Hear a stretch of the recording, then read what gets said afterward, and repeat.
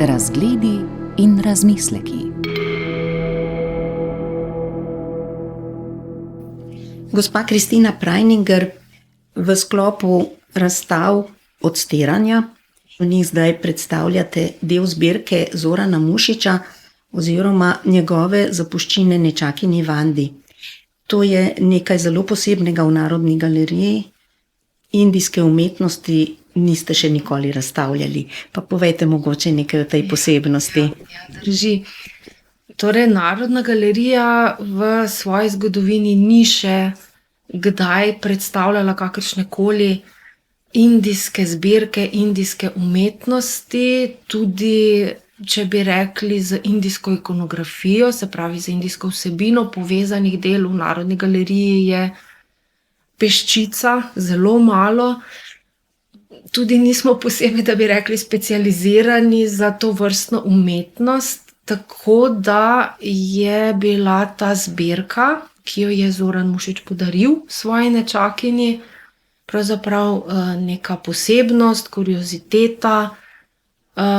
In lotili smo se je tudi zato, ker dejansko letos mineva 10 let od te največje donacije Narodni galeriji.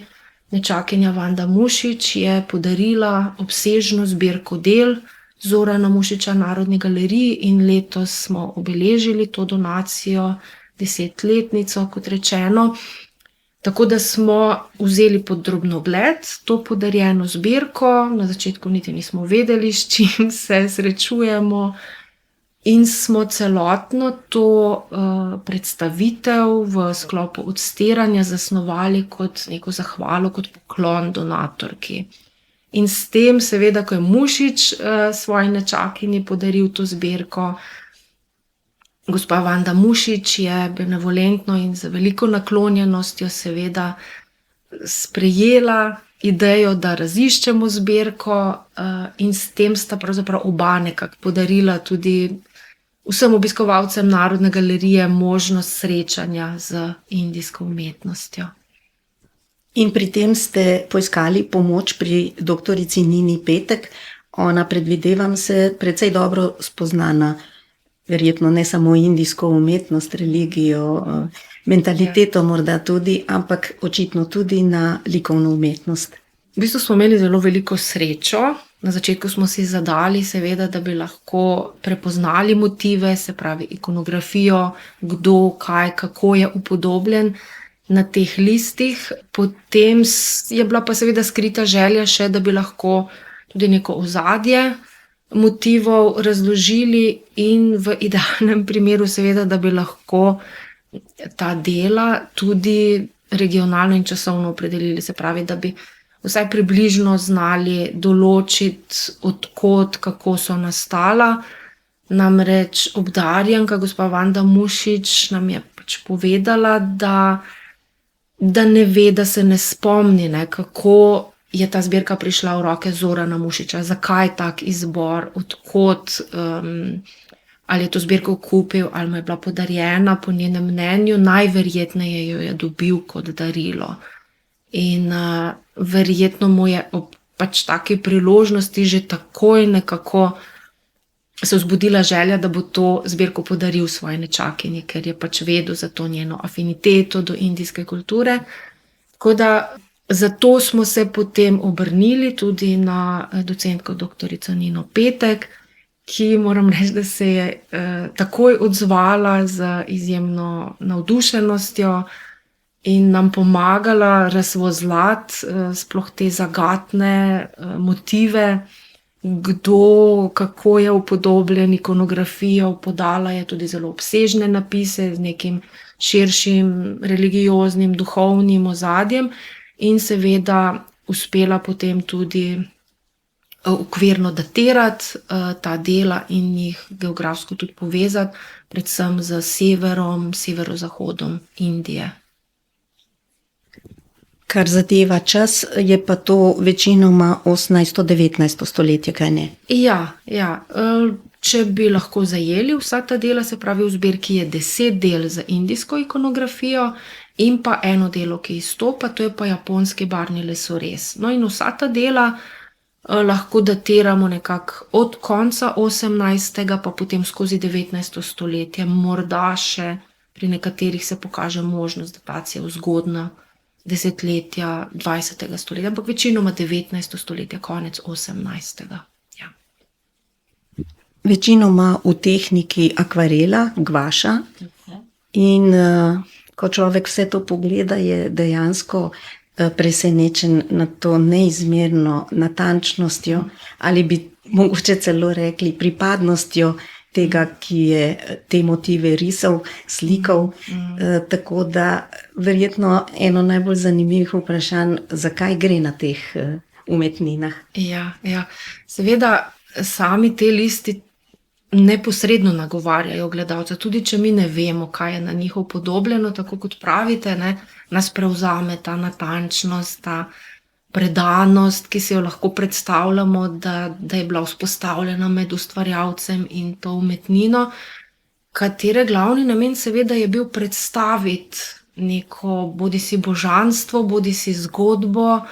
Skratka, večina teh del se povezuje s hindujsko tradicijo.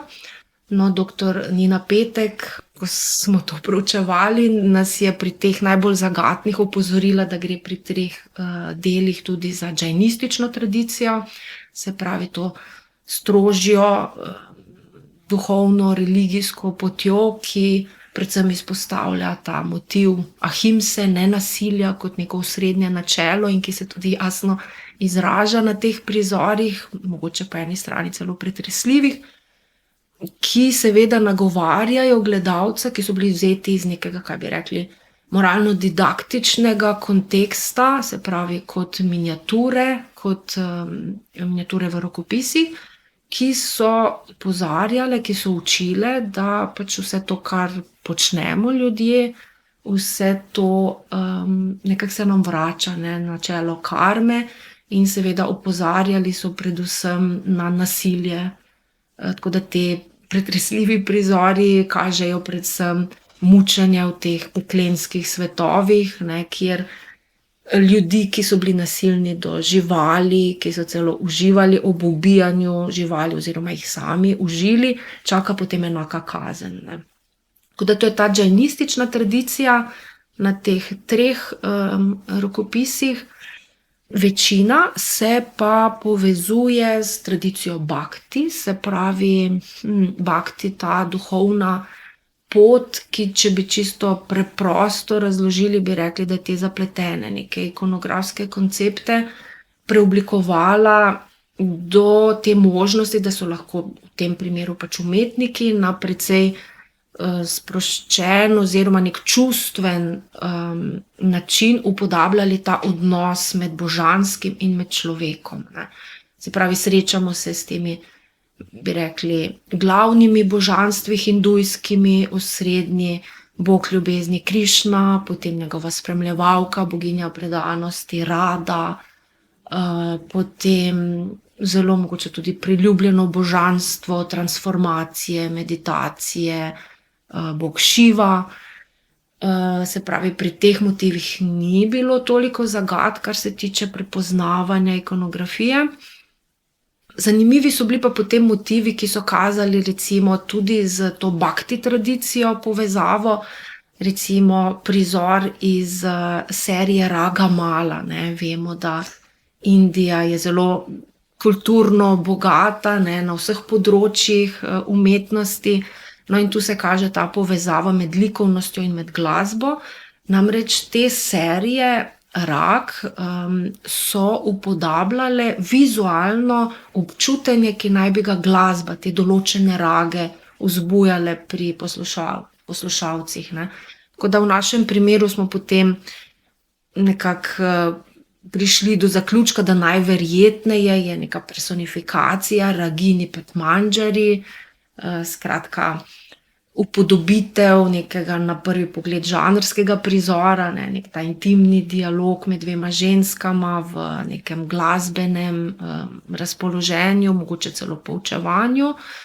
in odslikava v večerni atmosferi, na prostem, neko idilično okolje in da je to pravzaprav neka vizualizacija te glasbene večerne rage, ne. Ki je pa seveda spet povezana zelo močno s to bhakti tradicijo, se pravi vzpostavljanjem tega nekega osebnega odnosa z božanskim, ki je značilno za to pot, ne, se pravi ta predanost, ljubeča predanost, ki se predvsem, recimo ta devocijska predanost kaže tudi skozi glasbo, skozi petje, skozi igranje inštrumentov, ne, in skratka se tukaj kaže ena ta povezava. Na splošno bi lahko rekli, da so motivi religiozni, mitološki in tudi posvetni, ti prizori iz dvorskega življenja. Malo preseneča pa tudi perspektiva oziroma odsotnost perspektive. V glavnem so to dvodimenzionalni liki in tudi prostor okrog njih, z izjemo, kolikor sem jaz videla, ene izmed teh akvarelov, kjer je pa na podu, v tej šahovnici, že tudi perspektiva. To je verjetno predvsem za strokovnjake kar zanimivo, ne? Ja, so seveda te miniature oziroma akvareli, gvaši so izjemno zanimivi z več vidikov, kot ste omenili. No, in ta motiv, gre za verjetno neko dvorsko okolje, je zanimiv tudi zaradi tega, ker se navezuje na sikovsko tradicijo. Ne, se pravi, ta šahovnica seveda nas takoj spomni na poskuse umetnikov, kako upodobiti tri dimenzije, ne, na dveh dimenzijah.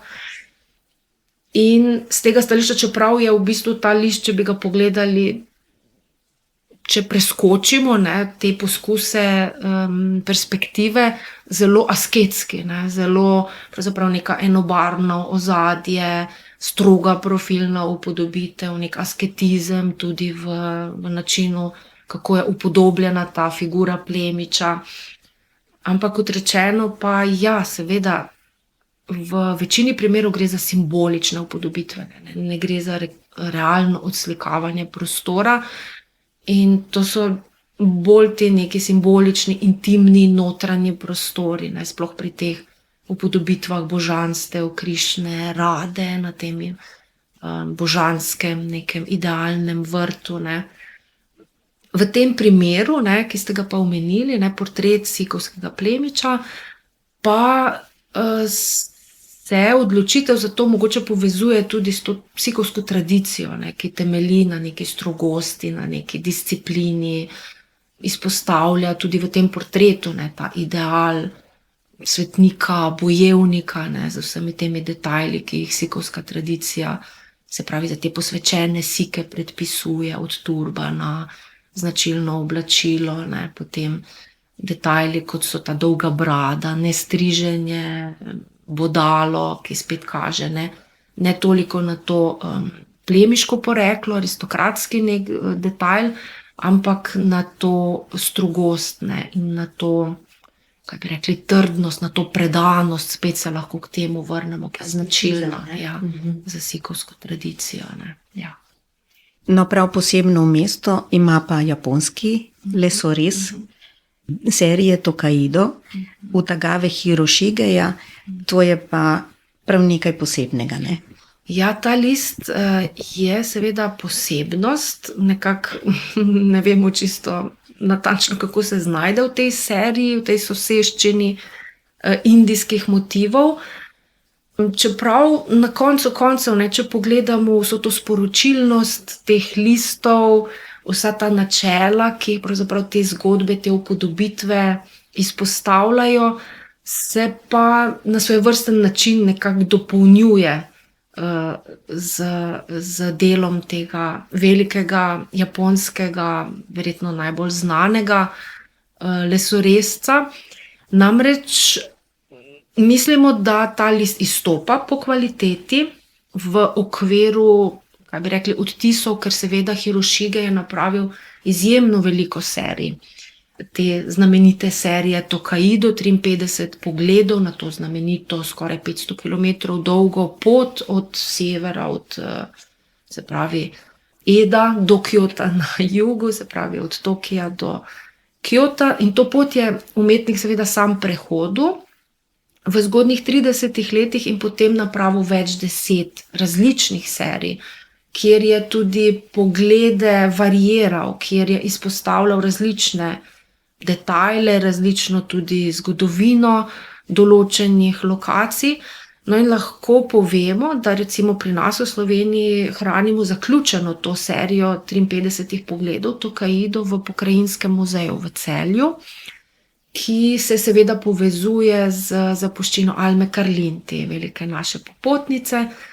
Medtem ko ta list iz Mušičeve zbirke je pa, se pravi, gre za en sam list, za pogled na 26. postajo, Nisaka, vse te postaje seveda imajo svoja imena, in je izjemen v več pogledih. Prvi je ta, da se za razliko recimo od tega celjskega izpostavlja ta slikovitost prelaza in ta izjemna, kaj bi rekli, vztrajnost, moč, ki je potrebna za to, da popotnik premaga ta vzpon na tej dolgi poti. Namreč Nisaka je bila že v Hirošigejevem času znana kot lokacija enega največjih naporov na tej poti. 3 strmi prelazi so bili. Hkrati je pa slovela Nisaka tudi po eni znani ljudski legendi, po jokajočem kamnu, ki ga je izpostavil Hirošige v tej seriji, ki jo hranijo v Celju. Namreč ta jokajoči kamen ima neko svojo zgodbo, kako so na tem mestu umorili neko nosečo žensko in ta kri naj bi briznila na ta kamen, ki je potem vsako noč jokal. No in v tej, če rečem, celjski seriji je izpostavljen ta detajl. Medtem ko v tej naši tega detajla sploh ni zaznati v motivu, ampak gre res za ta pogled od zgoraj navzdol, za ta strmi prelaz, za te dvojice nosačev, ki se pomikajo počasi po tej poti. Hkrati je pa seveda tudi likovno zanimiv ta list, namreč Hirošige je izjemno mojstrsko znal atmosfero upodabljati. Recimo na tem listu lahko vidimo v teh atmosferskih pasovih tako imenovana tehnika bokashi, ki jo je on razvijal, se pravi, ko je navlažil list pred nanosom barve in ta je potem stekla čez ta navlaženi del in ustvarjala te prelivajoče efekte, značilne te atmosferske detajle. No in še druga posebnost se pa razkrije potem na hrbtni strani tega lista, namreč najdemo nalepljeno besedilo, ki govori o neki zgodbi učenjaka, znanega japonskega misleca, in govori o tem, kako je nekoč potoval s samurajem, izjemno moder mož, ki pa ni strohico z ničimer ni pokazal te svoje, kako bi rekli, veličine znanja. Skratka, kaže na to, kako naj se moder mož ponižno obnaša do vseh, ne glede na to, s kom ima opravka. Tako da te, če bi rekli, konfucijanski nekako vrlini ponižnosti, pa če rečemo vztrajnosti, malo v povezavi s tem, kar smo prej govorili, kako je upodobil ta prelaz Nisako oziroma to poštno postojanko, se nekako povezujeta tudi s sporočilnostjo, to, kar smo prej rekli v povezavi z hindujskimi načeli ali pa z džajnističnimi tudi načeli, ahimse, predanosti, služenja, očiščenja, skratka neke, kaj bi rekli, brezčasne vrednote, ki jih niti ni nujno, da jih povezujemo zgolj z to, če rečemo na splošno, vzhodnjaško tradicijo, ki so nekako večni nagovor vsem nam. In hkrati se to povezuje tudi z radodarnostjo Zorana Mušiča, ki je to zapustil nečakinji, in njeno, ki je to pustila potem Narodni galeriji, in hkrati tudi njegovi kozmopolitski zavesti oziroma načinu življenja in dela. Ja, seveda, to nekako sovpada z delovanjem, z življenjem, seveda Zorana Mušiča samega, njegove nečakinje, ki nekako je ta danes še živa vez do umetnika in do njegove veličine, radodarnosti, ne, skratka, ja, vse to dobro, kar človek v življenju ustvari, in vsi ti veliki umetniki seveda se zavedajo, da je to dar, ki ga dobijo, in ta dar seveda vedno delijo tudi s svetom, in to so nekako tudi ta sporočila, ki jih ta zbirka odraža. Gospa Kristina Prajninger, najlepša hvala za govor. Hvala vam za obisk in povabilo. Razgledi in razmisleki.